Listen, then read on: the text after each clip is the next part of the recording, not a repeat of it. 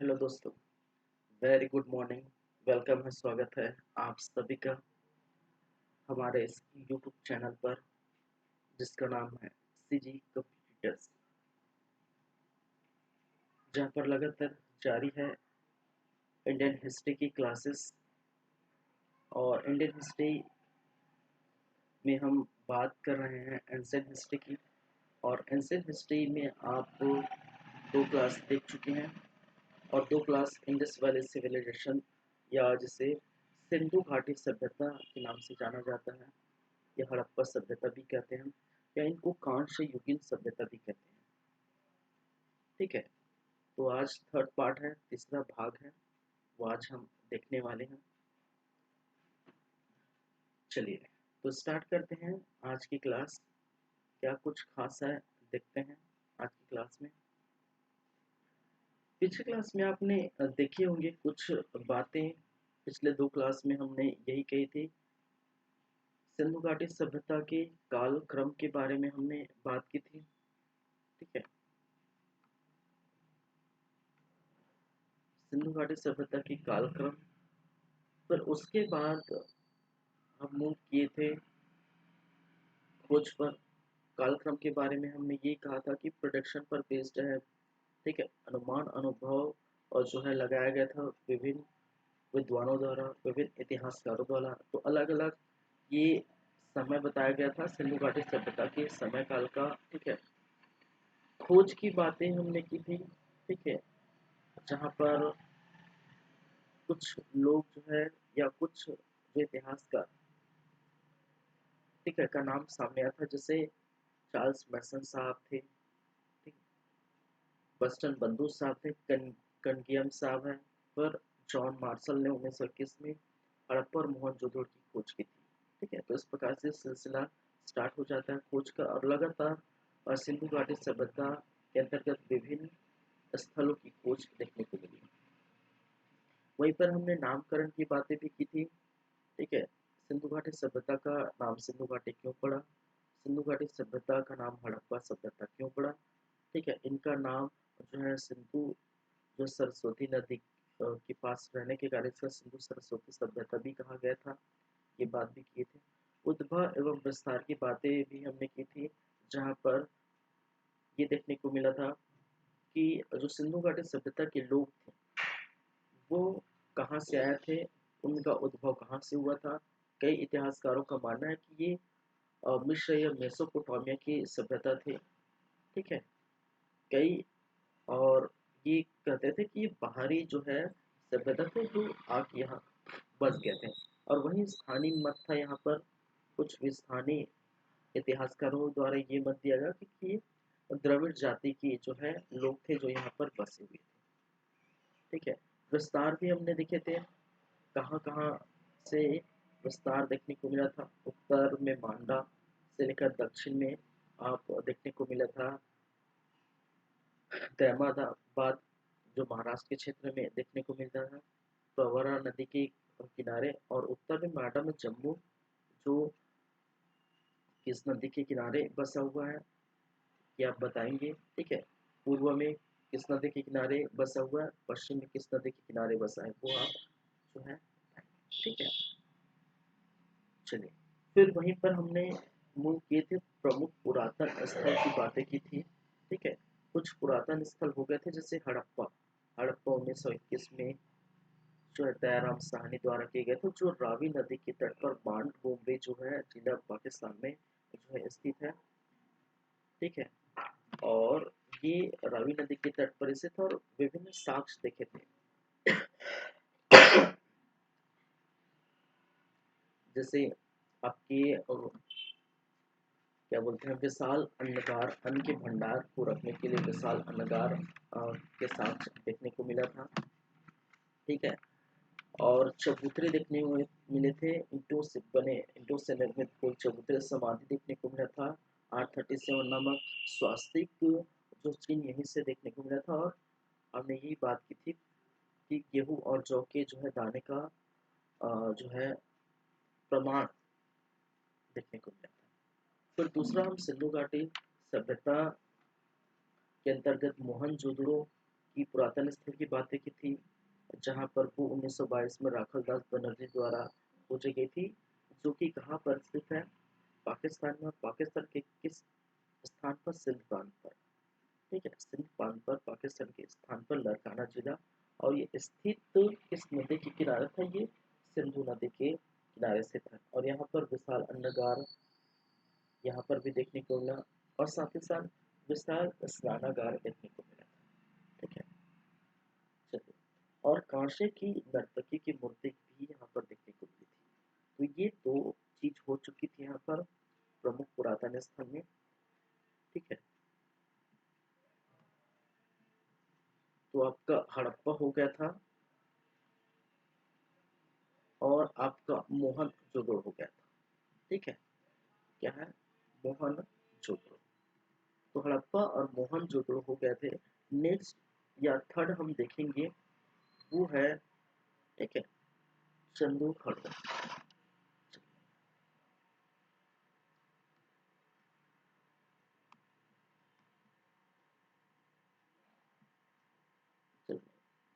यहाँ लिख देता हूँ। तो फर्स्ट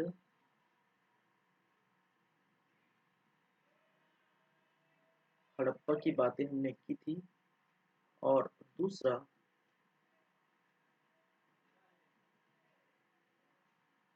मोहन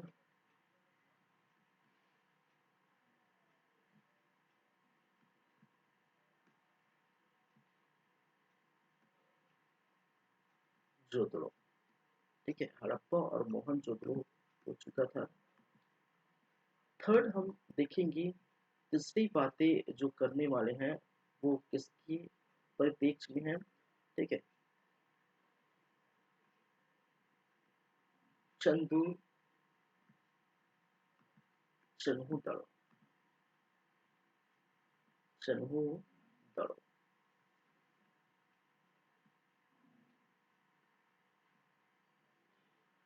चलिए, जैसे कि मैंने पिछला क्लास में यही कहा था, इनके क्या क्या चीजें इंपॉर्टेंट है जो आपको याद रखनी है। वो है हमेशा की तरह वर्ष, पहली बातें।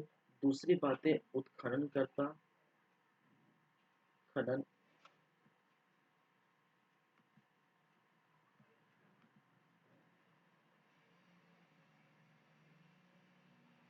खनन करता।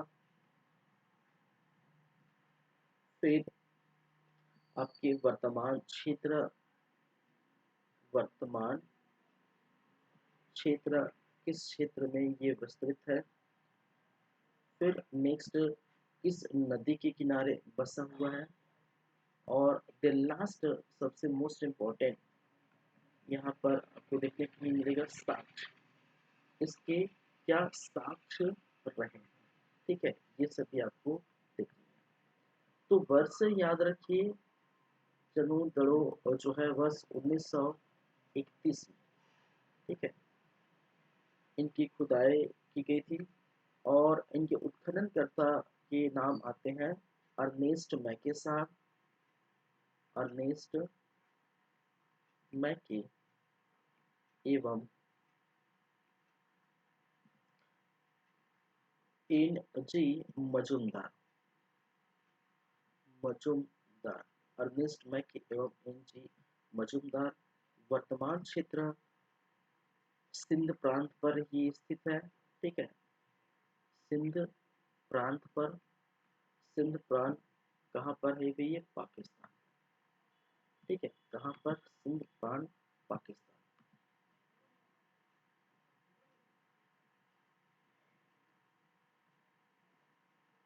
तो जितने भी अभी देखे हैं लगभग ही पाकिस्तान के एरिया से जो है पाकिस्तान में देखने को मिला था।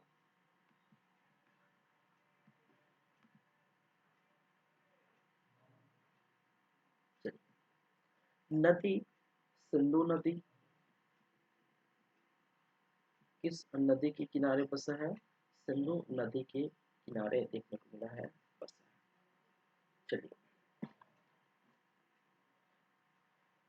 इसमें ये देखेंगे कि चंदूहड़ों में क्या क्या साक्ष्य देखने को मिला था। ठीक है, चलिए, तो बिल्ली का पीछा करता हुआ, ठीक है, बिल्ली का पीछा करता हुआ और जो है चित्र देखने को मिला है किसका, कुत्ते का।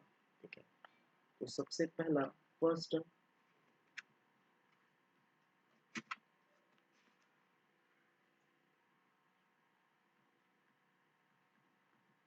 बिल्ली का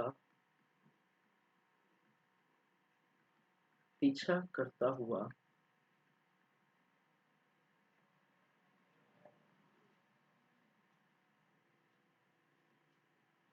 कुत्ते का चित्र अंकित इस स्थान पर देखने को मिला है। ठीक है, चंद्रबिंदु के दीवारों में आपको देखने को मिले हैं। ठीक है, बिल्ली का पीछा करता हुआ, ठीक है, वहीं पर कुछ वर्गाकार, ठीक है, वक्राकार, वक्राकार ईंटे, ईंटे का चित्र देखने को मिला है। ठीक है, चित्र कहने का मतलब वर्गाकार ईंटे मिले हैं, सॉरी वर्गाकार चित्र है, वर्गाकार और जो है ईंटे देखने को मिला है। ठीक है, कंघा, काजल, पाउडर, लिपस्टिक, कंघा जो स्त्रियों के जो उपयोग में लाने वाली कुछ जो है चीजें हैं, और वो है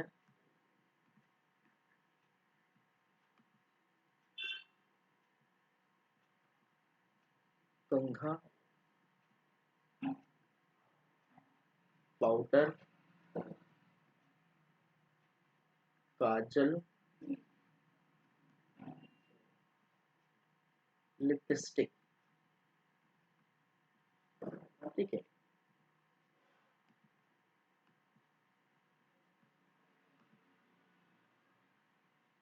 चलिए, कंघा देखने को मिला है, पाउडर देखने को मिला है, ठीक है, लिपस्टिक देखने को मिला है।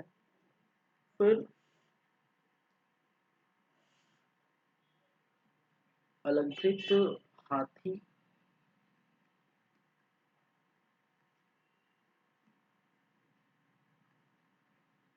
हाथी का चीज हमें देखने को मिला था।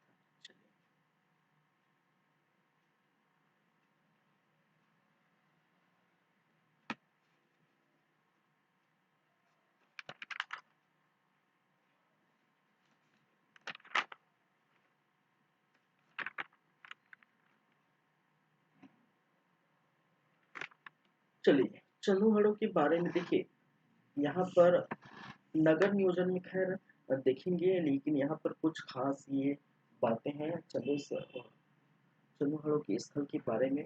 ठीक है, नगर नियोजन में आप समझेंगे नगरों का विभाजन किया गया था। ठीक है, इसके अंतर्गत आपको देखने को मिलेगा, ठीक है, क्या है, नगरों का विभाजन।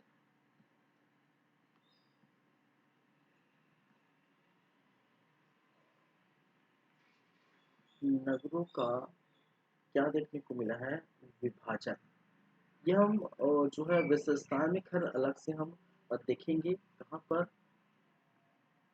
नगर नियोजन की विशेषताएं में। और देखिए, नगरों का विभाजन इस प्रकार से देखने को मिला था, मान के चलिए ये चंदोहड़ो का जो है नगर है। ठीक है, देखिए याद रखिए, हम बात करेंगे विशेषताओं में नगर नियोजन के अंतर्गत, तो ये नगरीय सभ्यता थी। ठीक है, ये इतिहास में सबसे प्रथम जो है नगरीय सभ्यता कहलाई कौन है, वो है सिंधु घाटी सभ्यता। तो इसकी विशेषताएं हम देखेंगे। इस नगरीय सभ्यता को दो भागों में क्या किया गया था, डिवाइड किया गया था, दो भागों में बांटे गए थे। ठीक है, क्या किया गया था, दो भागों में डिवाइड किया गया था, दो भागों में बांटे गए थे। एक भाग जो इस तरफ है, ठीक है, जो पश्चिम तरफ है, उसको पश्चिम टीला के नाम से जानते थे, पश्चिम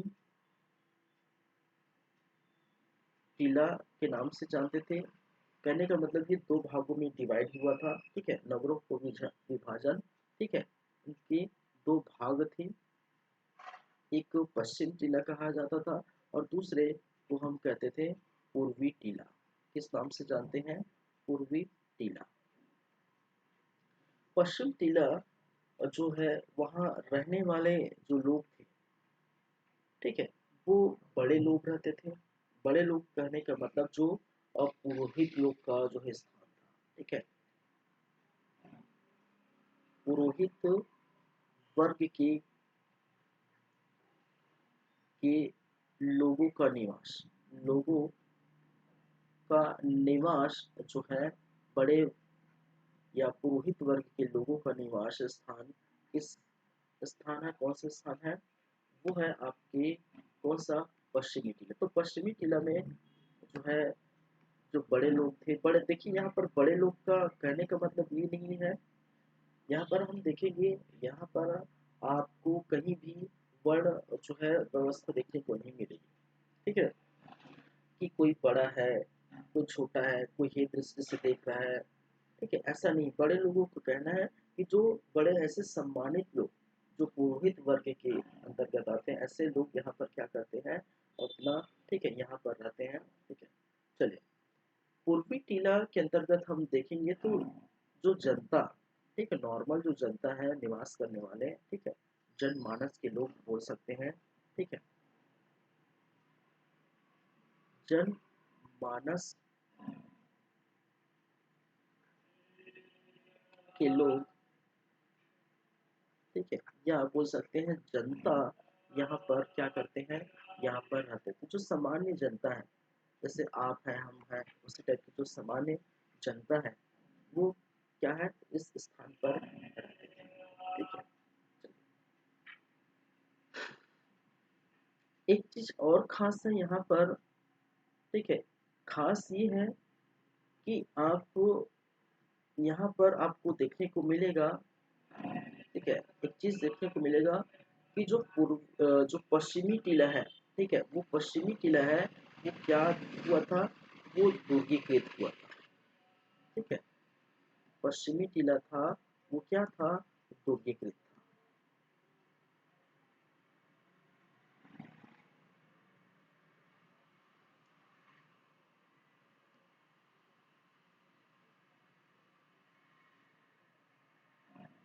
So,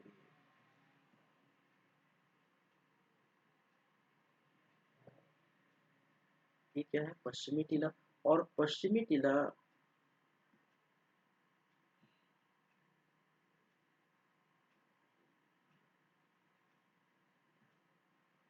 चलिए, क्या था, ये था दुर्गीकृत, ठीक है, इसको हम बोलते हैं दुर्गीकृत, या दुर्ग से क्या किया गया था, क्या था, दुर्गीकृत। देखिए, दुर्गीकृत या दुर्ग टीला, ठीक है, इसी के नाम से इसको दुर्ग टीला के नाम से भी जानते हैं। दुर्गीकृत होने के कारण इसको अन्य नाम से भी जानते हैं, या फिर इसको हम क्या कहते हैं, दुर्ग टीला भी बोलते हैं। क्यों? देखिए, दुर्गीकृत का कहने का मतलब ये है कि जहाँ पर ये लोग रहते हैं, वहां पर बड़े बड़े, ठीक है, क्या बनाए जाते हैं, ठीक है, एक तरह से आप बोले, नॉर्मल की बात अगर हो तो बाउंड्री, ठीक है, बाउंड्री वाल आप देखते हैं। नॉर्मली घर में आप देखते हैं, मान के चलिए आपका घर बना है, ठीक है, क्या है ये आपका, क्या है, घर बना है, और घर के चारों तरफ ऐसी दीवार क्या की जाती है, खड़ा की जाती है, ठीक है, घर के चारों ओर क्या की जाती है, ऐसी अगर हम, सॉरी, घर के चारों तरफ ऐसी दीवार अगर हम खड़ी करते हैं, ठीक है, तो इस प्रकार से दीवार खड़ी की जाती है। तो यहाँ पर बड़े बड़े दीवार खड़े करके, दीवार बड़े बड़े जो है, इस तरफ से दीवार, बहुत ऊंचे ऊंचे दीवार बनाए जाते हैं, ठीक है, और इसी को हम कहते हैं दुर्गीकृत। तो कहने का मतलब है, जो स्थान, जो जगह है, उस जगह को पूरी तरह से बाउंड्री से चारों तरफ घेर देना, सुरक्षा प्रदान करना, बाहरी लोगों से, बाहरी आक्रमण से, ठीक है, सुरक्षा प्रदान करना ही क्या कहलाता है, दुर्गीकृत कहलाता है, ठीक है। तो ऐसे दुर्गीकृत क्या किए गए थे, बनाए गए थे, दुर्ग बनाए गए थे, ठीक है, सुरक्षा के लिए। तो याद रखिए, यहाँ पर जो पश्चिम टीला है, वो क्या था, दुर्गीकृत था। वहीं पर जो जनमानस के लोग रहते हैं, जो जनता लोग रहते हैं, जो आम जनता थे, आम जनता रहते थे, वहाँ दूषित नहीं हुआ था। वहीं पर एक चंदू नदी जो है कहाँ पर है, सिंधु नदी के पास। तो यहीं पर एक क्या है, इसी के किनारे जो बसा हुआ है, यहीं पर आपको देखने को मिलेगा एक नदी बहती है, ठीक है। और यही क्या है, सिंधु नदी। क्या है, ये जो नदी बहती है इसी के किनारे बसा हुआ है, और यही क्या है, सिंधु नदी। सिंधु नदी, तो सिंधु नदी किनारे में है, यहीं पर जो है क्या देखने को मिला है, ऐसी नगर का विभाजन देखने को मिला है, नगर की संरचना देखने को मिली है। ये सब के बारे में हम जो है अच्छे से जब बात करेंगे नगर नियोजन में, देखिए क्योंकि चंद्रहनु में आप ये चीज देखने को मिले, देखिए लगभग प्रत्येक, ऐसा नहीं कि चंद्रहनु की बात कर रहा मैं, ठीक है, लगभग जो है प्रत्येक आपके जो स्थल में ये देखने को मिला है, ठीक है, लगभग।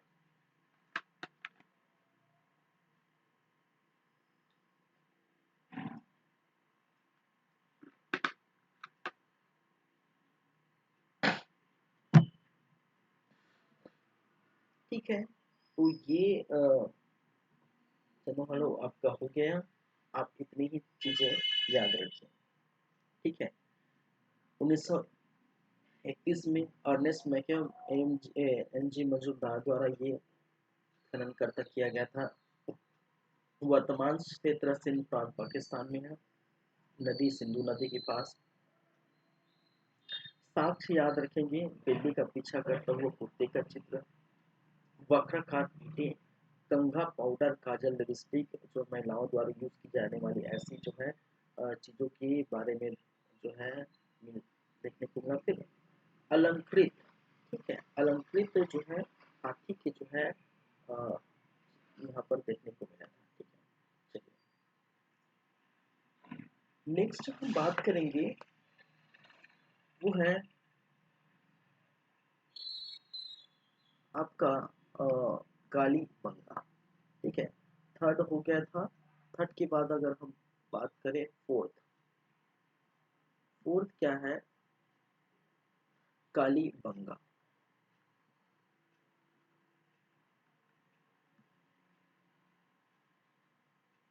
ठीक है।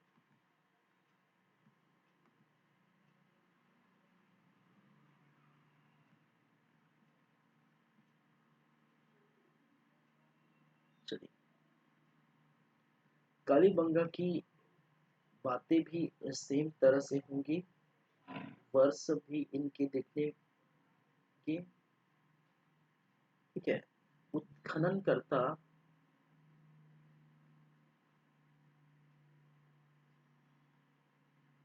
का नाम देखेंगे, फिर वो किस क्षेत्र में स्थित है, अभी वर्तमान में किस क्षेत्र पर स्थित है, वो आप ध्यान रखिए।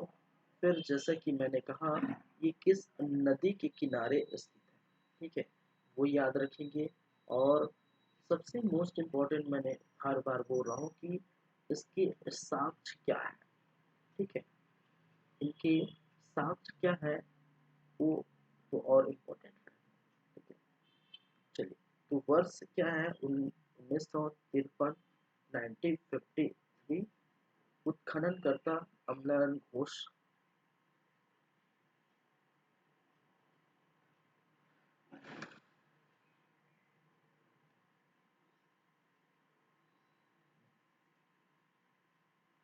अमला नंद घोष,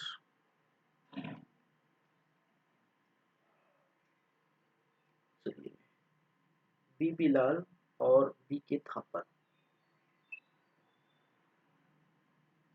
बीबी लाल और बी के थापर। चलिए, वर्तमान और जो क्षेत्र है, ठीक है, वो कहाँ पर है आपकी, ठीक है, राजस्थान, हनुमानगढ़ जिला, हनुमानगढ़ जिला, और हनुमानगढ़ जिला कहाँ पर, राजस्थान, राजस्थान, हनुमानगढ़ जिला राजस्थान में देखने को मिला। और किस नदी के किनारे स्थित है? ये घग्गर नदी के किनारे स्थित है। ठीक है, घग्गर नदी किस नदी के किनारे स्थित है? घग्गर नदी के किनारे स्थित है देखने को मिला। चलिए,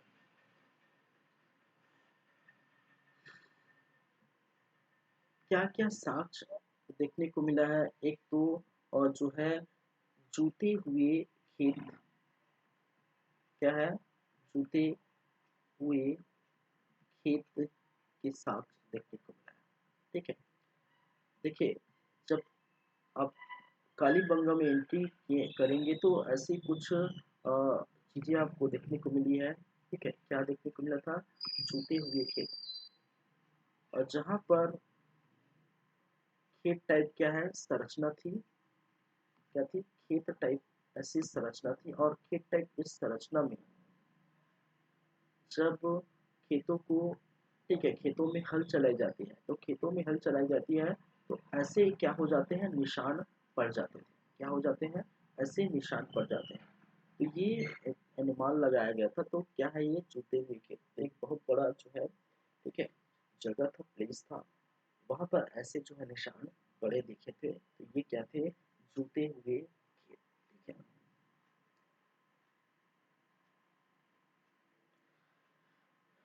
भूकंप के साक्ष्य भी देखने को मिला था। दूसरा क्या है? भूकंप के साक्ष्य।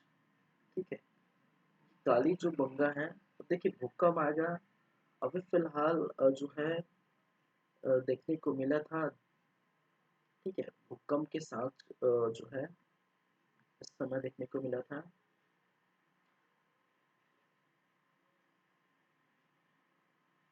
जो दीवार है, ठीक है, काली बंगे की जो दीवार है, क्या है?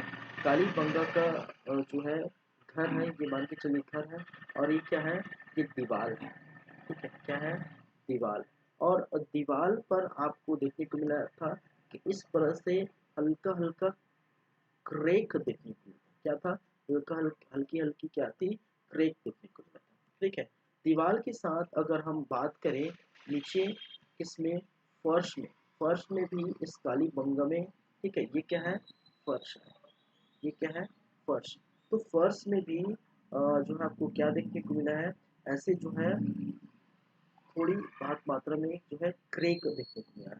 ठीक है, तो ये किसके साक्ष्य देखने को मिला है? कि भूकंप आए थे तो दीवार जो है वहाँ की हल्की सी दरारें मार गई थी।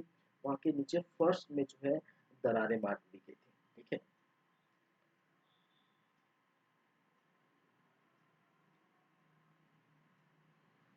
हाँ, एक चीज और, ये जो काली बंगा का जो मतलब है, ठीक है, काली बंगा का मतलब है, ठीक है, ये काले रंग की चूड़ी से है।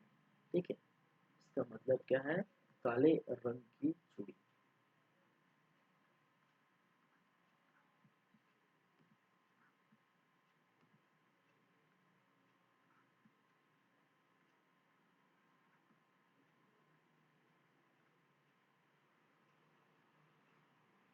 ठीक है,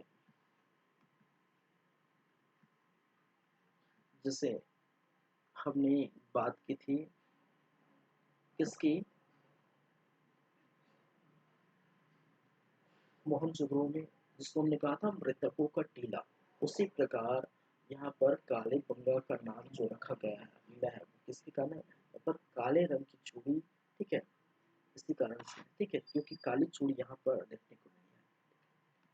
तीसरा यही बात करेंगे, काली चूड़ी, काली चूड़ियाँ देखने को मिला था। फिर और क्या क्या है? इस बच्चे की खोपड़ी अग्नि हवन कुंड, ठीक है, 7 अग्नि हवन कुंड हम इसमें लिख देते हैं। ठीक है, 7 जो है अग्नि हवन कुंड,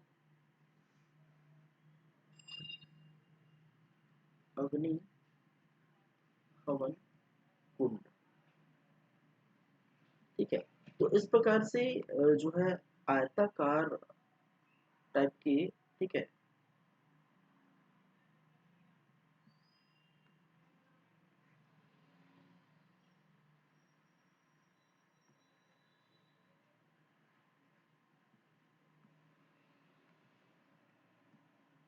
इस प्रकार से आयताकार टाइप की क्या देखने को मिला था, अग्नि हवन कुंड देखने को मिला था, ठीक है।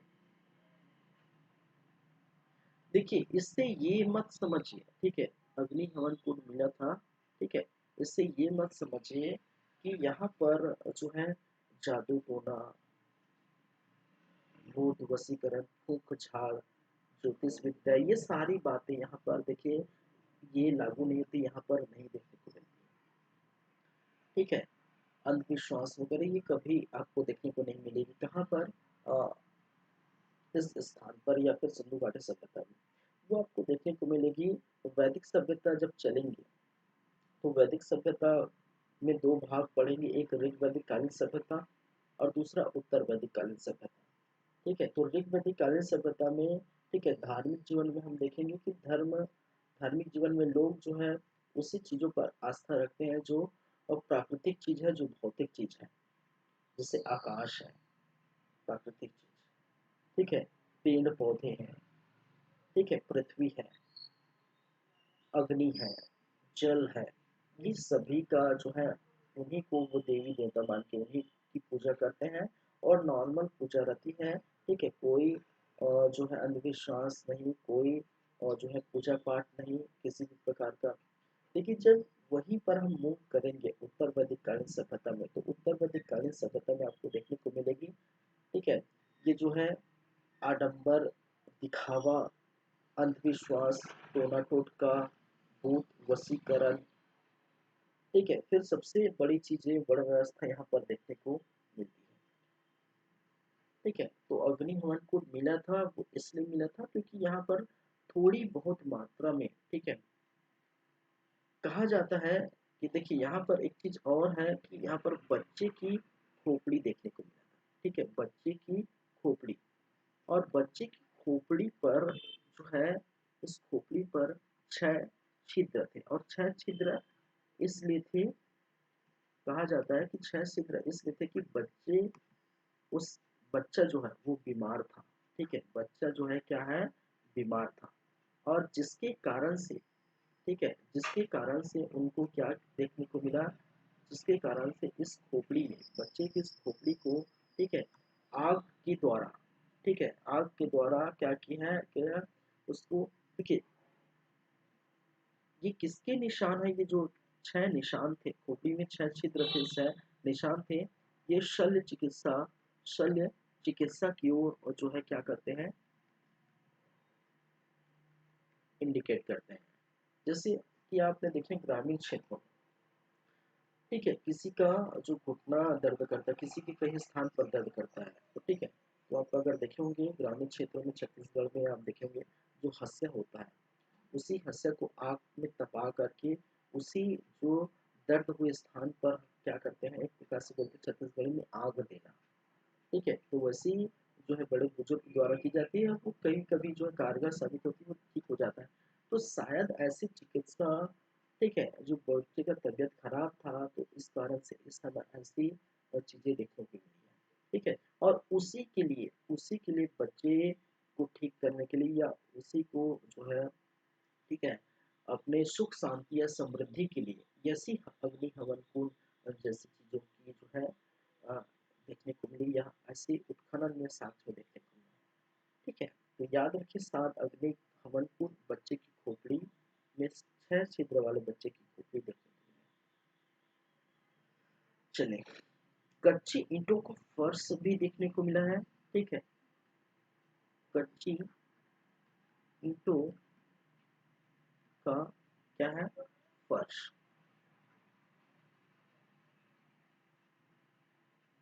चलिए, कच्ची ईंटों को फर्श इसलिए कहा जाता है कि हो सकता है, देखिए आपने कभी देखे होंगे, आप भी ग्रामीण क्षेत्र में कभी तो जगह जगह पर नीचे जो फर्श में टाइल्स बिछते हैं, लेकिन जिनके यहाँ उतना जो पैसे वाले नहीं है, ठीक है, जिस क्षेत्र में ऐसे इतने पैसे वाले नहीं है, ठीक है। वो क्या माटी से उसको छाप देते हैं नीचे, ठीक है। उनका इनकम या इकोनॉमी जितना अच्छा नहीं है वो, और माटी से नीचे जो फर्श को छापते हैं और जो अच्छे पोजीशन वाले हैं, ठीक है, वो तो अच्छा मार्बल पत्थर या फिर जो है टाइल्स लगाते हैं, जाहिर सी बात है। तो कालीबंगा एक ऐसा स्थान था जहाँ पर कच्ची ईंटों के फर्श बनाए गए थे, लेकिन बहुत ऐसे स्थानों में, सिंधु घाटी सभ्यता की और अनेक स्थानों में जब भी बनाई जाती है पक्की ईंटों के जो है फर्श बनाए जाते हैं, पक्की ईंटों के जो है फर्श देखने को मिलता है, लेकिन यहाँ पर कच्ची ईंटों के फर्श देखने को मिलता है। कहने का मतलब है, हो सकता है ये गरीब तबके के लोग हैं, हो सकता है गरीब तबके के लोग यहाँ पर जीवन निर्वाह करते थे, ठीक है। ये सिर्फ लॉजिकल बातें हैं, ठीक है, ठीक है। कच्ची ईंटों के फर्श तो मिले हैं, लेकिन लॉजिक ये लगाया गया है कि गरीब तबके के लोग क्या करते हैं, निवास करते हैं, रहते हैं, इसके कारण से ये जो ईंट है, ठीक है, फर्श में जो ईंट लगा है वो कच्चे ईंट का, ठीक है। चलिए, कुएं के अवशेष मिले, नालियों, ठीक है, और जिसमें लकड़ी की नालियां देखने को मिला है, ठीक है। एक तो लकड़ी की नालियां, कुएं के अवशेष, क्या है, कुएं के अवशेष, ठीक है। देखिए, लकड़ी की नालियां देखने को मिला है, कई स्थानों में जो नाली बनी होती है, ठीक है, वो ईंटों से बनी होती है, ठीक है। नालियाँ किससे बनी होती है, ईंटों से बनी होती है, लेकिन यहाँ पर जो आपको देखने को मिला, ये जो नालियाँ हैं, लकड़ी की नालियाँ देखने को मिला, ठीक है।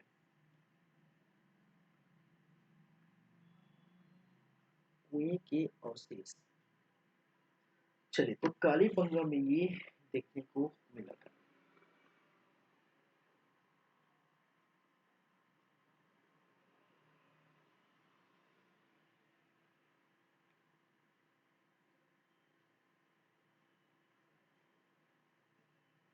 यहाँ पर मैं लिख देता हूँ, कुछ मोहरे देखने को मिली है, ठीक है,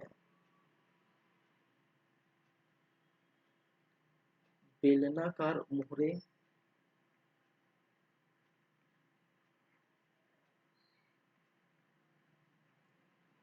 मोहरे क्या है हम देखेंगे, ठीक है। जैसे आप देखते हैं मोहर लगाना, सेल थप्पा, ठीक है, आपके ब्रांड का वैसे टाइप का कुछ चीजें हैं, ठीक है, जो सेल खड़ी वगैरह से बनाई जाती थी। चलिए, उसकी बातें हम विशेषताओं में देखेंगे, अभी बस इतना समझे कि जो है, फिर जो है मिट्टी के खिलौने, क्या है, मिट्टी के खिलौने,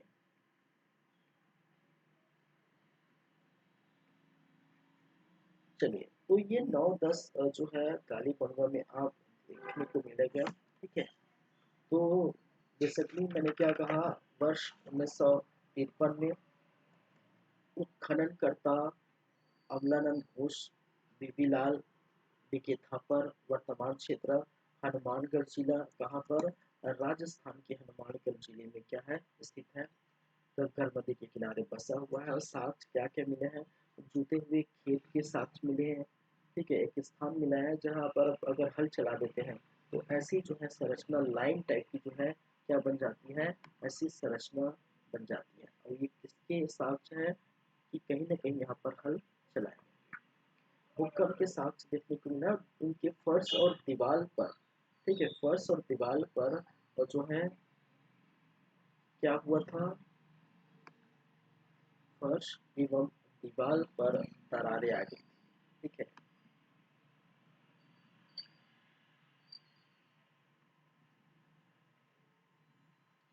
ये क्या है, फर्श और दीवार पर ये क्या है, ये दरारें आ गई थी। भूकंप आ गया तो जाहिर सी बात है। चलिए, काली चूड़ी की ये साक्ष्य मिली है, ठीक है, काले काले रंग की जो है चूड़ी देखने को मिली थी, ठीक है। इसी कारण से इनको क्या कहते थे, ठीक है, इनको किस नाम से जानते थे, काले रंग की चूड़ी के नाम से इसको कालीबंगा रखा गया। फिर वहीं पर 7 अग्नि हवन कुंड मिले थे, बच्ची की खोपड़ी मिला था और उस खोपड़ी में 6 छिद्र थे और जो शल्य चिकित्सा की तरफ इशारा कर रहे थे। कच्ची ईंटों का फर्श मिला है, तो इससे ये जो है अनुमान लगाया गया कि गरीब तबके के लोग यहाँ पर जीवन निर्वाह करते थे, यहाँ पर रहते थे। लकड़ी की नालियाँ मिली है, क्योंकि कई जगहों पर जो है ईंटों की नालियाँ बनी होती है, यहाँ पर जो नालियाँ हैं वो लकड़ी की बनी होती है। कुएं के अवशेष मिले हैं, बेलनाकार मुहरे होते हैं, ठीक है। मुहरे इस प्रकार से आपको देखने को मिले जाए जाते हैं। मुहरे जो बनाई जाती है वो आपकी जो है सेल खड़ी से बनाई जाती है। सेल खड़ी कहने का मतलब है, देखिए सेल खड़ी का कहने का मतलब है कि चमकीले ऐसे जो है पत्थर रहते हैं, ठीक है। चमकीले क्या है, ऐसे पत्थर रहते हैं, ठीक है, नर्म पत्थर रहते हैं। और दूसरा जो है देखने को मिलेगा आपको टेरिकोटा। टेरिकोटा क्या है, ठीक है। अगर मोहरे की हम बात की जाए, किसकी बात की जाए, मोहरे, तो मोहरे एक तो टेरिकोटा से बनते हैं, टेरिकोटा। और दूसरा सेल खड़ी, किससे बनाई जाती है, सेल घड़ी, ठीक है। सेल घड़ी, सेल खड़ी,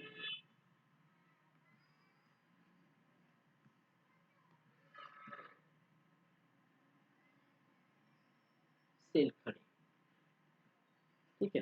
टेरिकोटा कहने का मतलब है कि आग में तपा कर बनाई जाने वाली, ठीक है।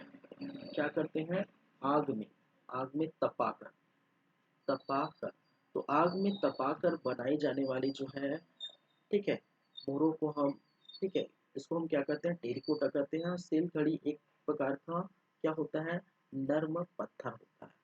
और इन दोनों से क्या, किसका निर्माण किया जाता है, मोहरों का निर्माण किया जाता है, ठीक है। आप देखेंगे सिंधु घाटी सभ्यता में आयताकार मोहरे मिले हैं, गोलाकार मोहरे मिले हैं, वर्गाकार मोहरे मिले हैं, बेलनाकार मोहरे मिले हैं, ठीक है। तो बेलनाकार मोहरों का जो है का साक्ष्य काली गंगा में देखने को मिला है। चलिए, तो इतनी चीजें आपको इसके संदर्भ में याद रखनी है, काली गंगा के संदर्भ में।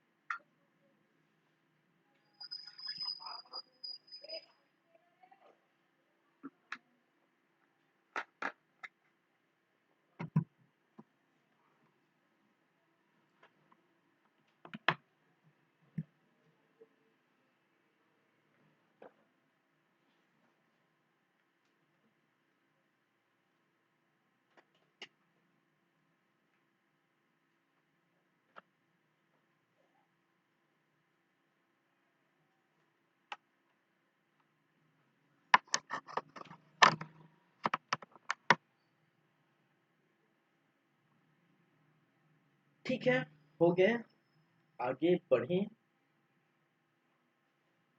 चलिए,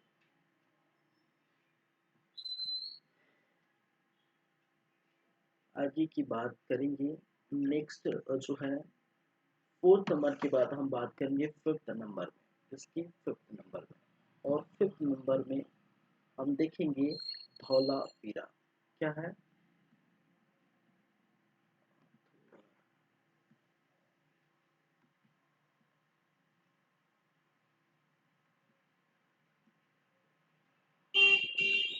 धौला वीरा, ठीक है। क्या है, चलिए धौला वीरा की बातें करेंगे। अब धौला वीरा में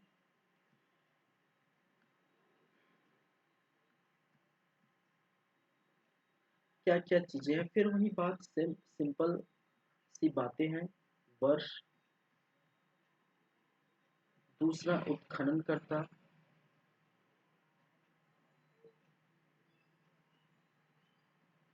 ठीक है।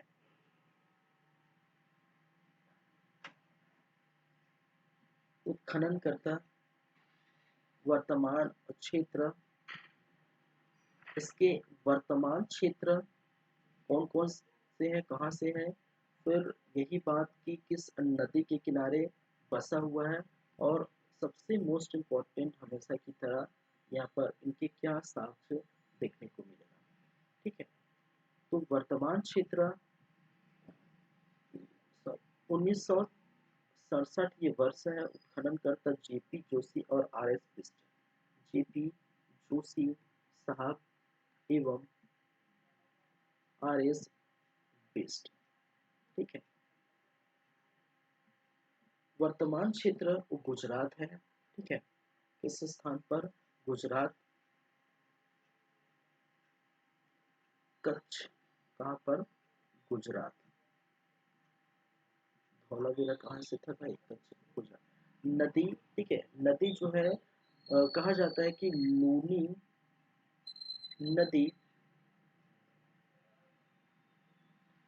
ठीक है, अरब सागर जो है, अरब सागर, कई बुकों में जो है नदी के बारे में नहीं दिया है, इस नदी पर स्थित है, लेकिन कई विद्वानों का कहना है कि लूनी नदी अरब सागर के आसपास ये देखने को मिला है। ठीक है, चलिए साक्ष्य हम देखेंगे, यदि बात करेंगे, ठीक है, तो इसके साक्ष्य है कुछ स्टेडियम जैसी संरचना। ठीक है, एक खेल मैदान और देखने को मिला है, खेल मैदान इस प्रकार की जो है, ऐसे बहुत बड़ा जो है बॉल है, और ये स्टेडियम जैसी संरचना है। ठीक है, क्या है? स्टेडियम जैसी संरचना है। ठीक है, स्टेडियम, और इसी को खेल मैदान या फिर स्टेडियम जैसी संरचना और यहाँ पर देखने को मिले, इसके साक्ष्य देखने को मिला है। वहीं पर अगर आगे चले, ठीक है, सूचना पटल, ठीक है, सूचना पटल, ठीक है,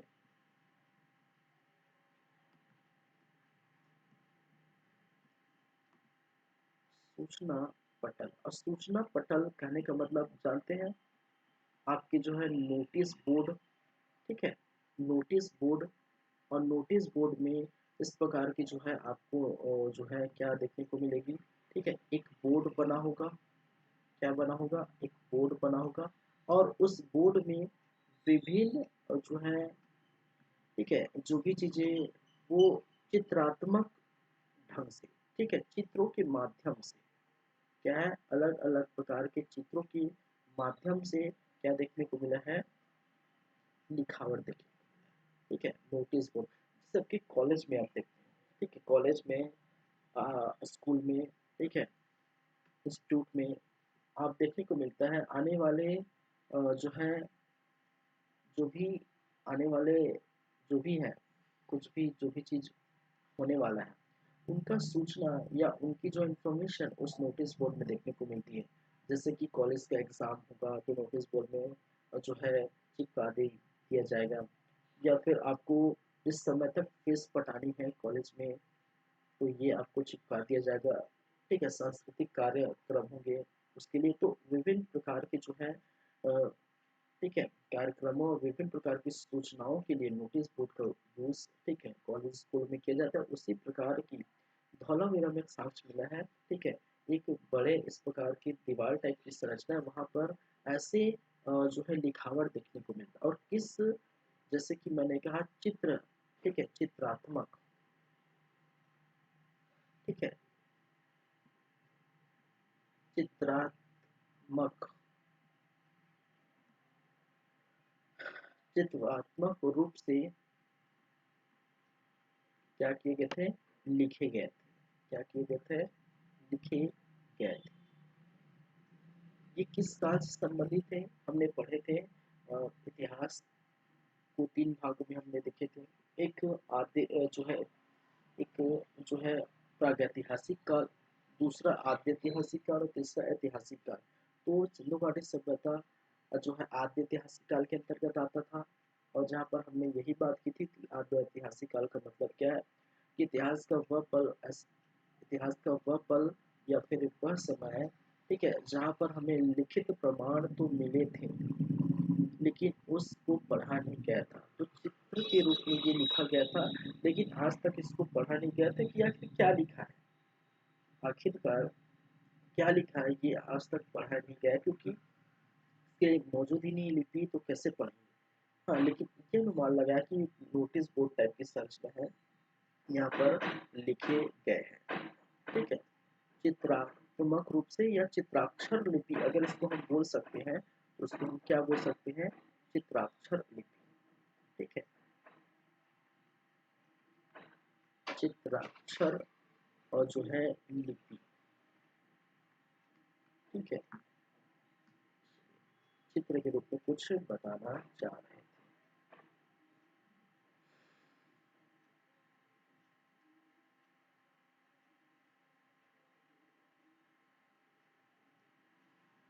चलिए,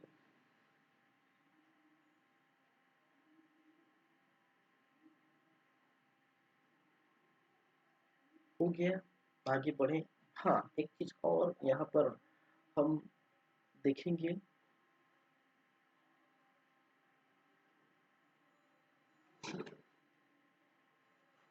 यहाँ पर एक चीज और है, यहाँ पर हम बात अगर करें तो एक ऐसी संरचना, जैसे कि हमने नगरों का विभाजन देखे थे। ठीक है, नगर का विभाजन देखे, तो यहाँ पर जो है नगर का विभाजन, ठीक है, इनके 3 भाग में थे। ठीक है, नगर का विभाजन इनको कितने भाग में किया गया था, जैसे कि पिछले भाग में लगभग सभी है, जो कितने भाग में थे, 2 भाग में मिलेंगे आपको, याद रखिए। लगभग जितने भी हम जो है स्थल देखेंगे, वो लगभग 2 भाग में देखने को मिलेगा। लेकिन ये जो धौलावीरा है, ठीक है, धौलावीरा है, वो जो स्थल है, ठीक है, वो कितने भाग में डिवाइड था, ठीक है, वो जो स्थल है वो 3 भागों में क्या था, डिवाइड था। मान के चलिए धौलावीरा का स्थल है, उसको कितने भाग में डिवाइड किया गया था, 1 और 2 और 3 भाग में। ठीक है, और जैसे कि पिछले की तरह मैंने कहा था, इस तरफ एक तो पश्चिमी टीला रहता है। ठीक, इसको हम क्या कहते हैं, पश्चिमी। ठीक है, पश्चिमी टीला। और दूसरे इसको हमने नाम दिया था पूर्वी टीला। क्या है, पूर्वी टीला। ठीक है, लेकिन यहीं पर जो है इसको एक और नाम है, इसको मध्य टीला के नाम से जाना जाता है। क्या है, मध्य टीला। क्या टीला, मध्य टीला। ठीक है, पूर्वी टीला, पश्चिमी टीला, मध्य टीला। और ये जो है आपके, ठीक है, ये जो स्थान है यहाँ पर, ये वाला स्थान क्या था, आपका दुर्गीकृत था। ठीक है, ये वाला जो स्थान है यहाँ पर, ये क्या है, दुर्गीकृत था। ठीक है, पूर्वी टीला। ठीक है, ये था आपका दुर्गीकृत। ठीक है, दुर्गीकृत। चलिए, तो इस प्रकार की चीजें आपको देखने को मिला। तो नगर का विभाजन 3 भाग में किया गया था। ठीक है, एक तरफ पश्चिमी टीला, दूसरा पूर्वी टीला, और तीसरा जो है रहता है मध्य टीला। ठीक है, चलिए, 3 भाग में ये नगर का विभाजन हुआ। यह है जो है धौलावीरा। ठीक है, क्या है, धौलावीरा।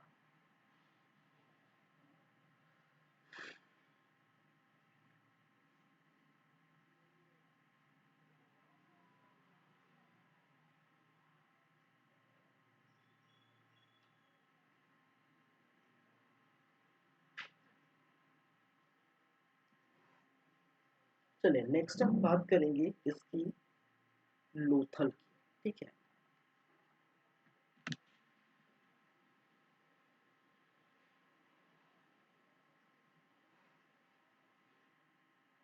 ये हो गया है फिफ्थ, खेल मैदान, सूचना पटल।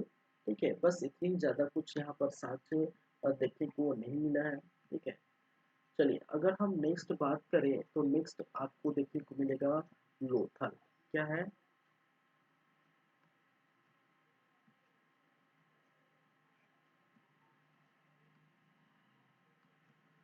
कि आपको आई थिंक दिख नहीं रहा होगा, क्योंकि ये थोड़ा नीचे लिखना पड़ेगा मुझे, ठीक है।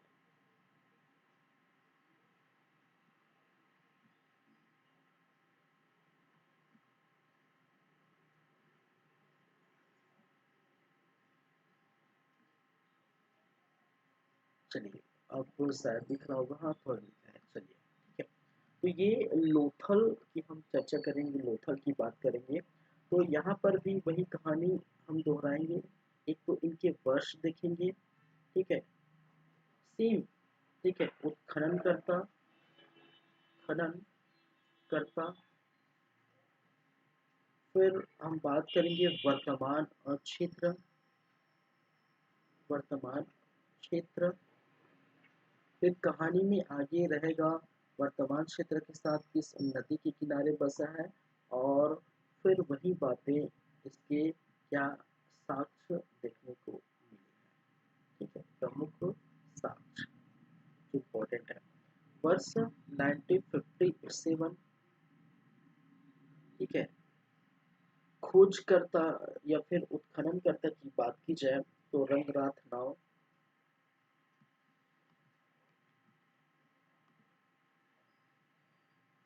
रंगनाथ राव, ये है गुजरात में क्षेत्र, किस स्थान पर, गुजरात, अहमदाबाद गुजरात में स्थित है। नदी जो है, याद रखते, भोगवा नदी, किस नदी के किनारे, ठीक है, भोगवा, भोगवा नदी किस नदी के किनारे बसा हुआ है, भोगवा नदी के किनारे ये बसा हुआ है। और क्या क्या साक्ष्य मिले हैं वो हम बात करेंगे, ठीक है। चलिए, तो सबसे मोस्ट इम्पोर्टेंट क्या है, ठीक है, बंदरगाह, ठीक है, क्या है यहाँ पर, बंदरगाह, ठीक है, क्या देखने को मिला है, बंदरगाह। देखिए, बंदरगाह को और अन्य नाम से भी जाना जाता है। एक इसको कहते हैं गोदी, गोदीवाड़ा, ठीक है, क्या कहते हैं, गोदीवाड़ा कहते हैं, पत्तन भी कहते हैं इसको, क्या कहते हैं, पत्तन भी कहते हैं। इंग्लिश में इसको जो है डॉकी यार्ड कहते हैं, क्या कहते हैं, डॉकी यार्ड। तो ये कई प्रकार से पूछा जा सकता है, ठीक है। बंदरगाह, देखिए बंदरगाह कहने का मतलब है, ठीक है, सामान को लाने ले जाने या ट्रांसपोर्टेशन के लिए एक स्थान, ठीक है, ट्रांसपोर्टेशन के लिए, ठीक है, स्थान। जैसे आप भारत में देखते हैं बहुत सारे जो है, ठीक है, 13-14 जो है बंदरगाह है, ठीक है, अलग अलग स्थानों में। उसी प्रकार, ठीक है, कोलकाता, चेन्नई वगैरह का, तो उसी प्रकार यहाँ पर बंदरगाह, ठीक है, ट्रांसपोर्टेशन के लिए, ठीक है। तो बंदरगाह को गोदीवाड़ा भी बोला जाता है, पत्तन भी बोलते हैं, डॉकयार्ड भी बोलते हैं, ये 3-4 नाम है, ठीक है। तो कभी गोदीवाड़ा दे दिया जाए, कभी पत्तन दे दिया जाए, कभी डॉकयार्ड, कभी ये जो है बंदरगाह ही दे दिया जाएगा, ठीक है। तो ये याद रखिए, बंदरगाह के साथ में, देखिए कहा जाता है कि इसमें बंदरगाह के साथ लोथल में ही मिले, ऐसा कुछ है ही नहीं। बहुत सारे स्टूडेंट कई कंफ्यूजन दूर करता हूँ कि कई लोग ये पढ़ते हैं कि सिर्फ और सिर्फ बंदरगाह लोथल में मिले हैं, ऐसा नहीं है। जितने हम एक्चुअल में साक्ष्य पढ़ते हैं 8-10, उसमें से ही जो है आपको जो है बंदरगाह देखने को मिला है, ठीक है, लोथल में। लेकिन और बहुत 1500, 1800, 2000 के आसपास साक्ष्य हैं, ठीक है, पूरे जितने भी जो भारत पाकिस्तान में आपको देखने को मिलेगा। तो यहाँ पर बहुत सारे स्थानों में जो है क्या है, बंदरगाह है, ठीक है, याद रखिए। लेकिन बेसिकली हम पढ़ते हैं उसमें से लोथल में जो है आपको देखने को मिले हैं। चलिए, धान एवं बाजरे का साक्ष्य, ठीक है, क्या है, धान एवं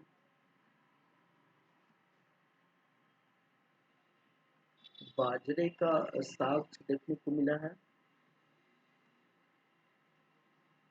चलिए, आटा पीसने की चाकी, ठीक है, आटा पीसने की चक्की या चाकी बोल सकते हैं, चाकी या चक्की, ये साक्ष्य देखने को मिला है। घोड़े की मृण मूर्तियां, घोड़े की मूर्तियां, ठीक है। एक मैं इस तरफ लिख देता हूँ, यहाँ कुछ और बताना पड़ेगा मुझे, ठीक है। इसको मैं थोड़ा से और जो है डिवाइड कर देता हूँ।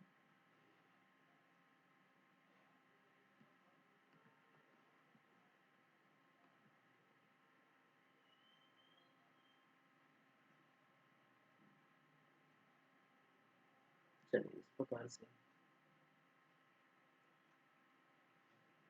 कुछ साक्ष्य जो है इतने के अंदर ही हम देखेंगे, क्योंकि एक ही पेज में हमें खत्म करना है और इधर कुछ और चीज़ें की जो है चर्चा हम करेंगे। चलिए, फिर आपको देखने को मिलेगा हवन कुंड, कुछ हवन कुंड, ठीक ठीक है। चालाक लोमड़ी और प्यासे कौवे की कहानी का जो है चित्र, चालाक लोमड़ी, ठीक है, एवं प्यासे कौवे की कहानी कहानी का चित्र जो है दर्शाया गया है। और ये इंस्पायर है बोलते हैं, ठीक है, या फिर इनसे इंस्पायर हुए हैं कौन, वर्ष विष्णु शर्मा की जो है आप देखते हैं पंचतंत्र, ठीक है। विष्णु शर्मा की पंचतंत्र से ये, ठीक है, इंस्पायर है, उनका जो है देखने को मिला है, ठीक है। तो इसी से इंस्पायर है। चलिए, फिर आप देखने को मिलेगा समाधियाँ, तीन जो है युगिन और समाधियाँ, ठीक है, तीन युगल समाधि, युगल समाधि। और युगल समाधि का कहने का मतलब है तीन ऐसे लोगों को जो क्या किया गया है, दफनाया गया था जोड़े में, ठीक है। तीन युगल समाधि कहने का मतलब है एक ताबूत रहेगा, ठीक है, ताबूत में, ठीक है, तीन युगल बोल दिया। तीन युगल कहने का मतलब है यहाँ पर एक और यहाँ पर दो, ठीक है, इस प्रकार से दो। फिर वहीं पर दूसरी समाधि है, दूसरा जो है ताबूत है, उस ताबूत में, ठीक है, एक दो, इस प्रकार से। फिर एक तीसरा ताबूत है, ठीक है, एक तीसरा ताबूत रहेगा। उस तीसरे ताबूत में फिर आपको देखने की मिलेगा एक इधर और ये दो। तो कई विद्वानों का ये मानना है या कई इतिहासकारों का मानना है कि जो तीन युगल समाधि आप देख रहे हैं, ठीक है, तीन युगल जो समाधि देख रहे हैं, वो तीनों के तीनों हो सकता है, इनका ये मानना है, अनुमान लगाना कि या फिर ये फैमिली मेंबर हो सकते हैं जो अचानक से किसी कारणवश बीमारी का शिकार या किसी कारणवश आकस्मिक निधन या कोई भी ऐसा कारण हो सकता है जिसके कारण से मृत्यु होने के बाद इनको उस जोड़े में दफनाए गए थे, ठीक है।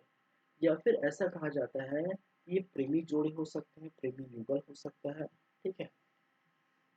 इनको जो है फिर से इन्हीं के स्थान पर दफनाया गया, या पति पत्नी जो भी हो सकते हैं, ठीक है।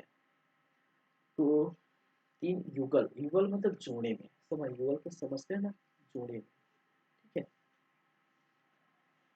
चलिए, तीन ऐसे युगल की जो है समाधि देखने को मिला था। दिशा सूचक यंत्र भी यहाँ पर चीजें देखने को मिला। दिशा सूचक यंत्र कहने को जहाँ दिशा बताते हैं, ठीक है, यहाँ पर दिशा तो आपको आपका जो है कौन सा दिशा सूचक यंत्र, क्या है दिशा सूचक यंत्र, जहाँ पर आपको दिशा पूर्व क्या है, पश्चिम क्या है, ठीक है, वहाँ वहाँ पर स्थान है, ठीक है। सूचक यंत्र, चलिए, ठीक है। तो बंदरगाह, गोदीपाड़ा, ठीक है, इसी को कहा जाता है। पत्तन इसी को कहा जाता है और डॉकयार्ड इसी को कहा जाता है। तो धान एवं क्या है, धान एवं इसके बाजरे के भी साक्ष्य देखने को मिले हैं, ठीक है। धान एवं बाजरे के साक्ष्य, आटा पीसने की चाकी, घोड़ी की विभिन्न मूर्तियां, ठीक है, हवन कुंड, चालाक लोमड़ी एवं प्यासे कौवे की कहानी, ठीक है, चालाक लोमड़ी एवं प्यासे कौवे की कहानी का जो है चित्र देखने को मिला है। तीन युगल समाधि दिशा सूचक ये क्या है, लूथल की क्या है। चलिए यहाँ पर कुछ आपको ये चीजें देखने को मिलेगी। यहाँ पर अगर मैं बात करूँ नगर नियोजन की, ठीक है, नग, नगर का विभाजन, और नगर का विभाजन यहाँ पर क्या किया गया था, दो भाग में किया गया था, ठीक है, दो भागों में नगर का विभाजन क्या हुआ था। यहाँ पर जो देखने को मिला, यहाँ क्या कितने भाग थे, दो भागों में नगर का विभाजन देखने को मिला। लेकिन ठीक है, लेकिन बात यहाँ पर थोड़ा इम्पोर्टेंट है या थोड़ा विशेषता इसकी है। एक भाग हमने क्या कहते, पहले ये लिख लीजिए, एक भाग हमने कहते हैं पश्चिमी टीला, ठीक है, इस तरफ को हमने क्या कहते हैं, पश्चिमी टीला, ठीक है, क्या है, पश्चिमी टीला। और दूसरा इसको हम कहते हैं पूर्व भाग में, इसको बोलते हैं पूर्वी टीला, क्या है, पूर्वी टीला। जहाँ पर यहाँ पर पुरोहित वर्ग के लोग रहते थे, ठीक है, पुरोहित लोग उनका अपना जीवन यापन करते थे, जीवन निर्वाह करते थे। वहीं पर पूर्वी टीला में जनमानस के लोग, ठीक है, जनता, ठीक है, आम जनता बोल सकते हैं, कौन, आम जनता यहाँ पर रहते थे, निवास करते थे, ठीक है, पुरोहित वर्ग के लोग पश्चिमी टीला में रहते थे। पिछले हम अगर यहाँ पर चले किस स्थान पर, ठीक है, चंदूहड़ो, तो चंदूहड़ो में हमने क्या कहा था कि नगरों का विभाजन हुआ था दो भागों में, और दो भागों में आप देखने को मिलता, एक पश्चिमी टीला था, एक पूर्वी टीला था, ठीक है, और पूर्वी टीला में दुर्गीकृत था। दुर्गीकृत कहने का मतलब चारों ओर जो है घेराव किया गया था, किसके, किसके आसपास, इस जो आप देख रहे हैं स्थान, उस स्थान के आसपास जहाँ पर लोग रहते हैं उसके चारों ओर आप घेराव किए गए थे।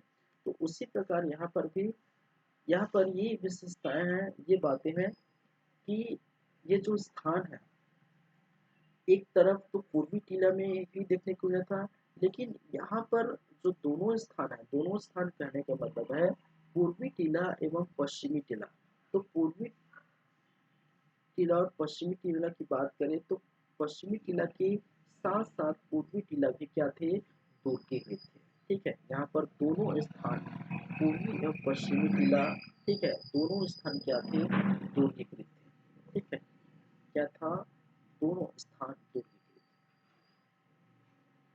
ठीक है, क्या है, दूरकीकृत कहने का मतलब दुर्ग बना हुआ था, बड़े बड़े जो है, ठीक है, दुर्ग बने थे सुरक्षा के लिए, रक्षा के लिए, जो भी बन सकते, ठीक है। तो एक ही दुर्ग से दोनों टीले क्या थे, कवर किए गए थे, ठीक है, घिरे हुए थे, ठीक है। तो ये अपवाद है भाई साहब, जाहिर सी बात है, अपवाद है, देखने को मिलेगा कि जहाँ पर चंद्रहाडु में एक ही टीला आपको देखने को मिला था, सॉरी दो ही टीला देखने को मिला था, लेकिन पश्चिम टीला में ही दूरबीकृत था। वहीं पर अगर बात करें कि धौला वीरा में, ठीक है, तीन भागों में डिवाइड किया गया था, ठीक है, पश्चिम, मध्य और पूर्वी, लेकिन यहाँ पर दो भाग में भी किया, लेकिन यहाँ पर दोनों तरफ पूर्वी और पश्चिम टीला क्या थे, दूरबीकृत थे, ठीक है। तो ये चीजें आपको याद,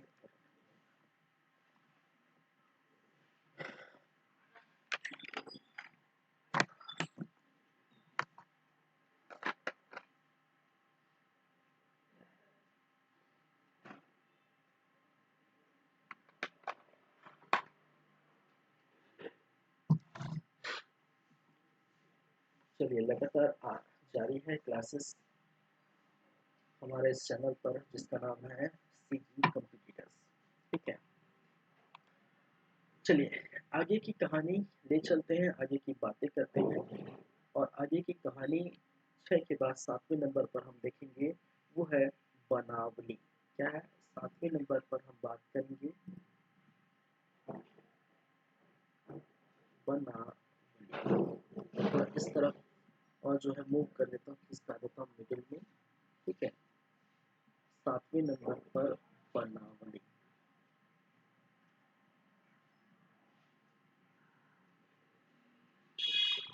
चलिए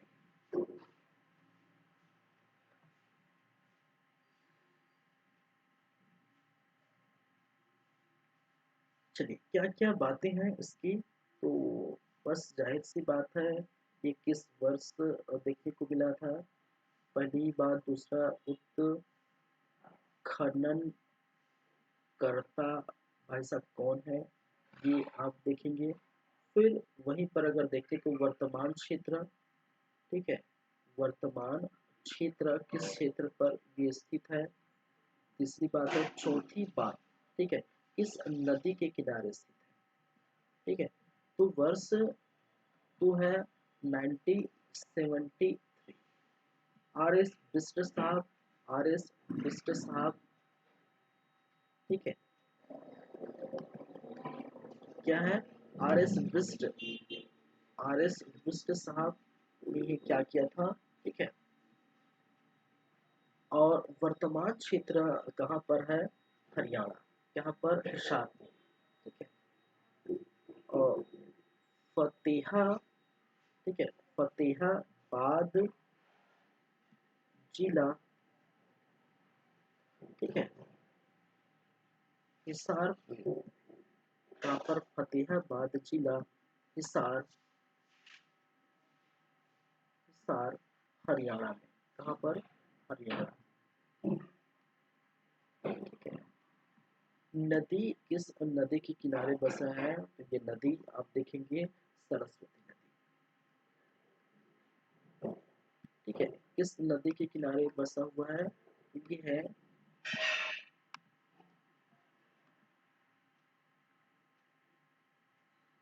सरस्वती नदी, ये याद रखिए। फिर वही मोस्ट इम्पोर्टेंट आ जाता है, वो क्या है, साक्ष्य।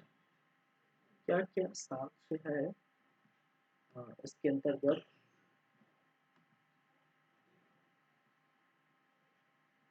हम देखेंगे।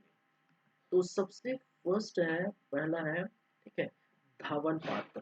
क्या है, धवन पात्र। और धवन पात्र कहने का मतलब है हाथ धोने का पात्र,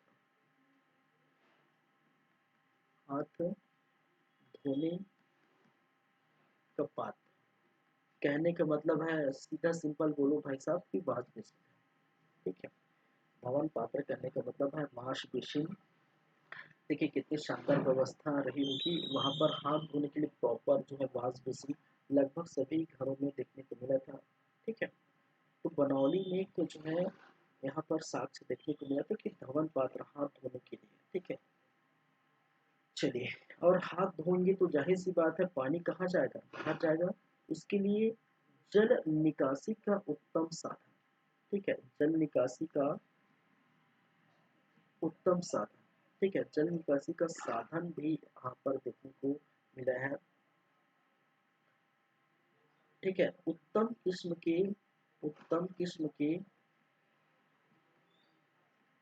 क्या है, जौ के बीज, जौ के बीज जो है देखने को मिले, ठीक है। उत्तम किस्म के जौ के बीज भी यहाँ पर देखने को मिला है, ठीक है। चलिए, सरसों एवं तिल के जो है साक्ष, ठीक है,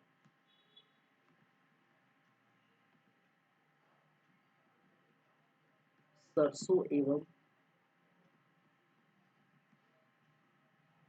तिल के जो है ढेर मिले हैं, साक्ष मिले हैं, ठीक है, बहुत सारे जो है पड़े हुए थे, ठीक है।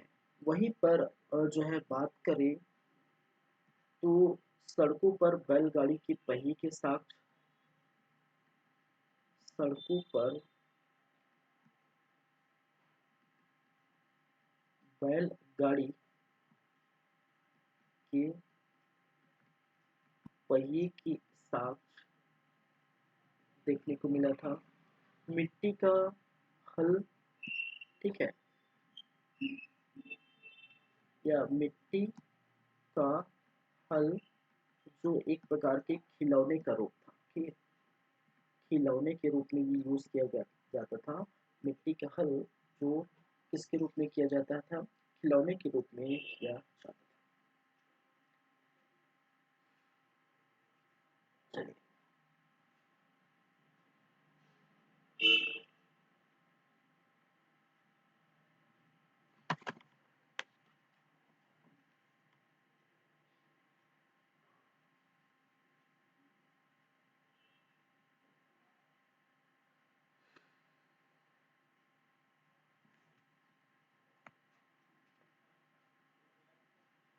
एक मिनट, ये एक्चुअली जल निकासी का साधन नहीं था, ठीक है, याद रखिए नहीं, ठीक है, ये याद रखिए, इसमें जो है नहीं लगाना भूल गया था, ठीक है।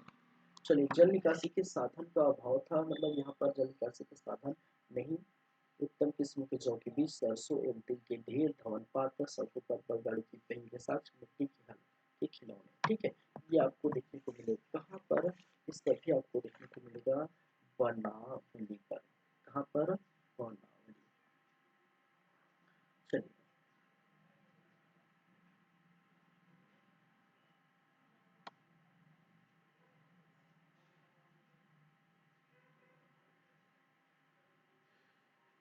ठीक है, हो गया, आगे चलें, आगे बात करते हैं। ज़्यादा कुछ देखिए इतना ही खास है, उसके बाद ज़्यादा देखने को नहीं मिलेगा, ज़्यादा कुछ खास नहीं है। यहाँ पर 8 नंबर देखेंगे तो आपको देखने को मिलेगा रोपण, ठीक है। हम बात यदि करें किसकी, रोपण की, तो बस बस वही चीज़ें हैं भाई साहब, वर्ष है, उत्खनन करता है, फिर आपको देखने को मिलेगा वर्तमान क्षेत्र, वर्तमान क्षेत्र, ठीक है, किस नदी के किनारे बसा है और क्या इनकी क्या साक्ष्य देखने को मिलेगा, ठीक है। तो वर्ष है 1955, उत्खननकर्ता यज्ञदत्त शर्मा, ठीक है, क्या है, यज्ञदत्त शर्मा, वर्तमान क्षेत्र रूपनगर जो है कहाँ पर, पंजाब में, ठीक है।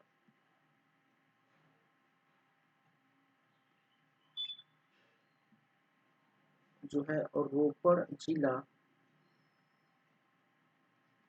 पंजाब, रूपनगर रोपड़ जिला पंजाब में आपको देखने को मिलेगा। और नदी जो है सतलज, सतलज नदी के किनारे बसा हुआ है। ये जितने भी पॉइंट्स है वो हमेशा याद रखेंगे सभी, यहाँ पे क्या है, मोस्ट इम्पोर्टेंट है। साक्ष्य ज्यादा मात्रा में आपको यहाँ पर नहीं दिखेंगे, ठीक है। यहाँ पर कुछ साक्ष्य ये है कि मनुष्य को, ठीक है, मनुष्य के साथ कुत्ते को दफनाने का, दफनाने का साक्ष्य, ठीक है, याद रखिए, ठीक है। जब कोई मनुष्य मर जाता है, ठीक है, तो उनके साथ मरे हुए कुत्ते को दफनाने का साक्ष्य कहाँ पर मिला है, ऊपर पर। हम जानते हैं कि जो है पाषाण काल से आप देख पा रहे हैं, ठीक है, हम पाषाण काल से ही पहले से ही देख पा रहे हैं, ऐतिहासिक काल से ही आपको देखने को मिला है, ठीक है, कि मनुष्य का सबसे प्यारा जो पालतू था और सबसे पहला पालतू था वो कुत्ता ही था। कुत्ते को पालतू के रूप में सर्वप्रथम जो है मनुष्य पालतू बनाया, ठीक है। और ये जो है बहुत ज्यादा वफादार थे, बहुत प्यारा था। और इसी कारण जब किसी मनुष्य की मृत्यु हो जाती है, ठीक है, तब कुत्ते को उसके साथ जो है दफना दिया जाता है। ये याद रखिए भाई साहब कि जो है मनुष्य की मृत्यु हो गई तो ऐसा नहीं कि जिंदा कुत्ते को उसके साथ दफना देंगे, ऐसा नहीं। ऐसा वक्त अगर आया कि मनुष्य की भी मृत्यु हो गई और उसी समय, ठीक है, कुत्ते की भी मृत्यु हो गई, ठीक है, तब उसको वहां पर स्थान में हम क्या करते हैं, दफना देते हैं। ऐसा नहीं कि जिंदा कुत्ते को लाकर हम दफना दें, ठीक है, ये याद रखिए।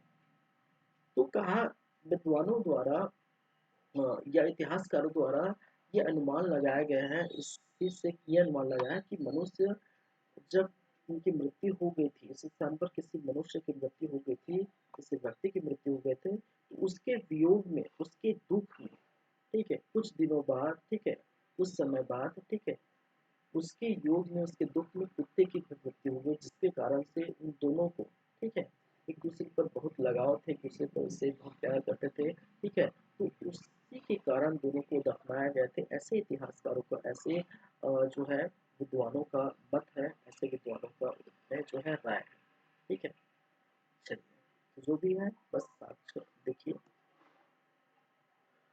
दूसरा अगर हम देखें तो तांबे की कुल्हाड़ी, ठीक है, साक्ष्य इसमें और देखने को मिलेगा। क्या है? तांबे की कुल्हाड़ी।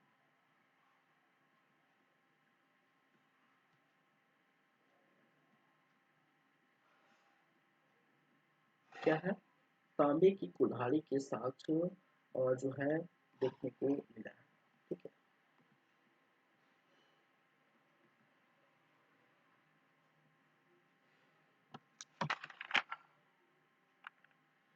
चलिए, बस इतने से याद रखिए और हम बात करेंगे फिर उसके बाद में 9वें नंबर में। ज्यादा कुछ खास नहीं है अभी इधर। ठीक है। हम राखी गढ़।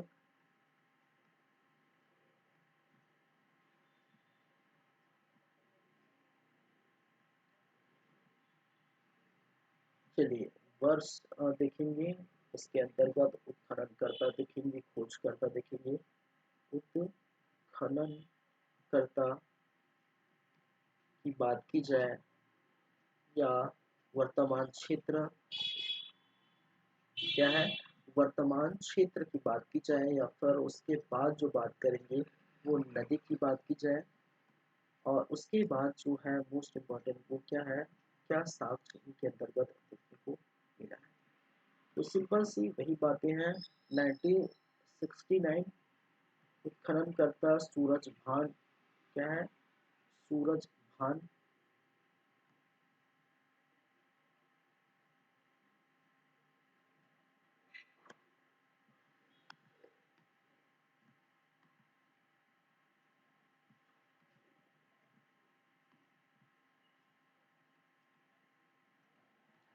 सूरज भान।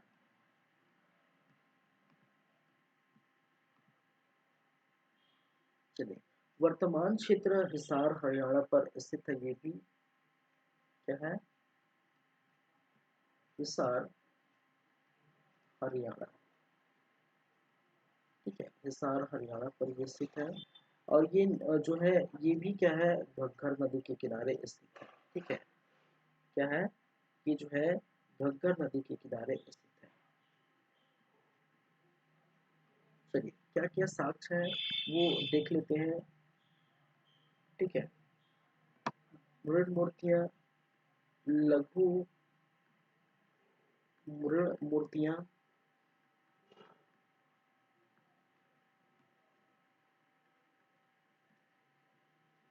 मातृ देवी की मूर्ति। ठीक है, मातृ देवी के जो है चित्र मूर्ति पर अंकित, मूर्ति पर अंकित ऐसी मूर्ति मिली है। प्रेमी जोड़े का जो है समाधि, प्रेमी जोड़े का समाधि।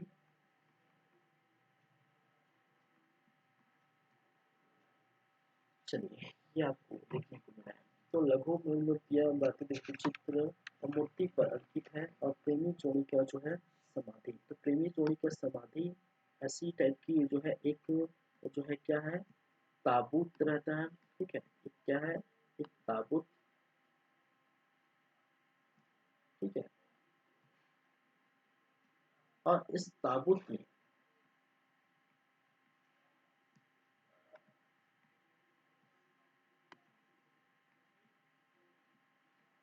ठीक है, इस ताबूत में जो है प्रेमी जोड़ों को क्या किया गया था, दफनाया गया था। ठीक है।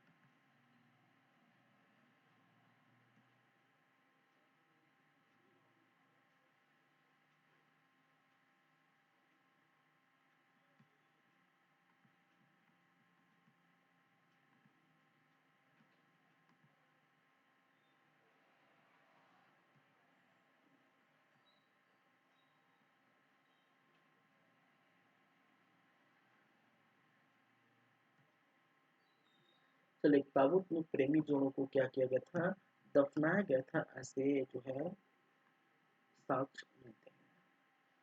ठीक है।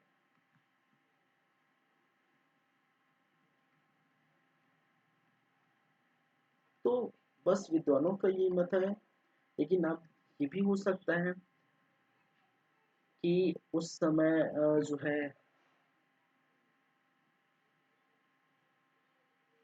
जो घर की सदस्य होंगे, हो सकता है इस घर के सदस्य को भी हो सकता है इस ताबूत में जो है वो भर के या दफनाया गया, या किसी दो व्यक्ति को हो सकता है। ठीक है, तो जो भी हो सकता है, लेकिन यहाँ पर लिखा है कि प्रेमी जोड़े के साक्ष्य देखने को मिले हैं। चलिए, तो ये हो गए आपकी क्या है, राखीगढ़।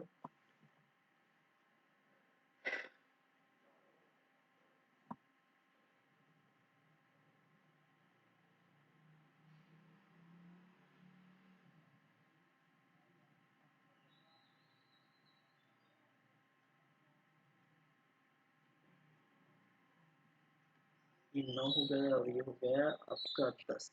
ठीक है, नंबर 10। ठीक है, 10वें नंबर में हम देखेंगे सुत कांगेडोर। क्या है? सुत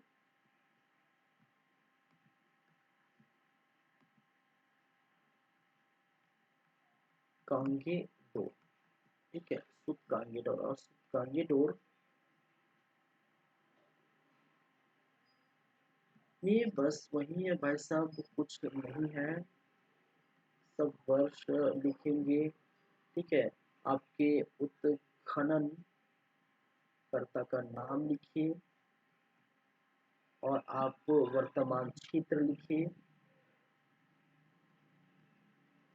ठीक है, फिर नदी का नाम लिखिए, फिर क्या क्या साक्ष्य देखने को मिले हैं वो लिखिए। बस इतनी सी बातें हैं। तो वर्ष 1927 उत्खनन करता ऑरेंज स्टैन। ठीक है, ऑरेंज स्टाइलिंग। वर्तमान क्षेत्र बलूचिस्तान, हमने यही कहे थे, बलूचिस्तान पाकिस्तान, इसको पहले देखना था। ठीक है, पाकिस्तान वाले पार्ट में। ठीक है, पाकिस्तान वाले पार्ट जैसे कि हमने देखे थे हड़प्पा को, मोहनजोदड़ो को, ठीक है, चंद्रहड़ो को, ये पाकिस्तान के अंतर्गत मिलते हैं, तो उसी समय इसको देखना था, लेकिन चलो कोई खैर नहीं। ठीक है, पाकिस्तान, बलूचिस्तान पाकिस्तान में। और नदी है आप जानते हैं सबसे ये, ठीक है, दाश्त नदी। ठीक है, इसके बारे में आप जानते हैं। ठीक है, ये सबसे क्या है, सभ्यता का, ठीक है, सिंधु घाटी सभ्यता का, सिंधु घाटी सभ्यता का,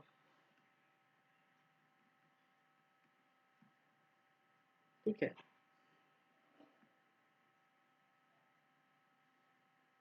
पश्चिमी क्षेत्र है।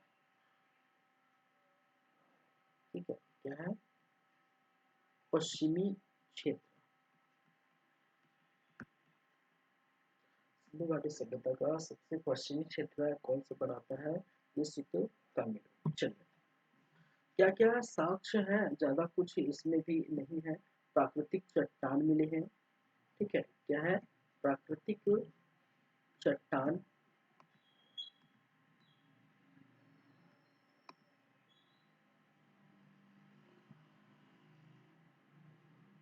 प्राकृतिक चट्टान की साक्ष्य मिले हैं। कुछ यहाँ पर मानव अस्थि के राख, मानव अस्थि के राख। ठीक है, अस्थि को जब जलाया जाता है तो उसको जो है राख जो बाद में बचते हैं वहीं पर अपने, यहाँ पर भी कुछ बंदरगाह के साथ। ठीक है, बंदरगाह की भी क्या है, साक्ष्य देखने को मिले। ठीक है,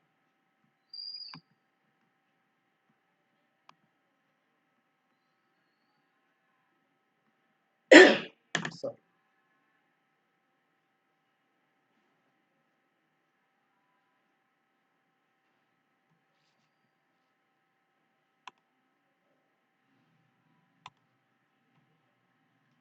चलिए,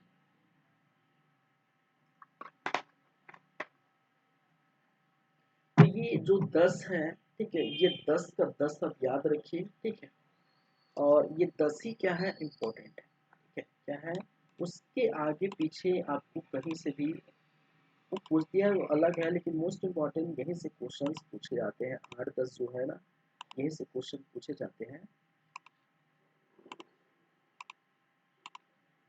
ठीक है। तो इस प्रकार से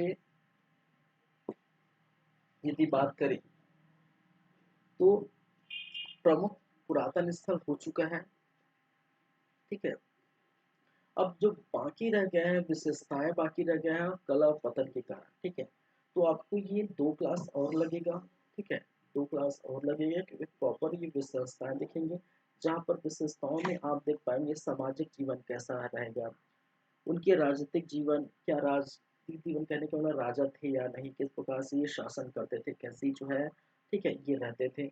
आर्थिक जीवन, कमाने खाने के लिए क्या था, क्या किस प्रकार की कृषि करते थे, क्या व्यापार करते थे, क्या पशुपालन करते थे, धर्म में विश्वास कैसा था, ठीक है, धार्मिक जीवन कैसे थी, और एवं नगरीय सभ्यता कैसी थी, ठीक है। फिर कला में लिपि किस प्रकार से कला थी, ठीक है, कला की कहने का मतलब है कि जैसे मृत भांड, ठीक है, बनाया जाता है, इनके इधर टेराकोटा का जो है के द्वारा यूज करके मुहरें बनाई जाती हैं, ठीक है, मूर्ति कला है, मृत भांड है, मुहरे हैं, ये सभी कला के अंतर्गत आते हैं, तो ये देखेंगे। फिर पतन के कारण, ठीक है, क्या क्या कारण बताए हैं अलग अलग विद्वानों को, क्या क्या मत है वो देखेंगे। तो ये बेसिकली 2 क्लास के और बच गए हैं, सिंधु घाटी सभ्यता, उसके बाद ये सिंधु घाटी की सभ्यता खत्म हो गई। तो आज जो कौन सा थर्ड पार्ट था, वो फाइव फाइव 5 भाग में ये आपको खत्म हो गया, ठीक है। चलिए, चलिए फिर चलते हैं, हमारे क्लास का टाइम हो चला है, हाँ, ठीक है। तो नेक्स्ट टाइम हम बातें करेंगे, ठीक है, वो है विशेषताएं कला एवं पतन के कारण, तो 2 क्लास ये लगेगी। चलिए ठीक है, thank you class, thank you guys, मिलते हैं नेक्स्ट टाइम।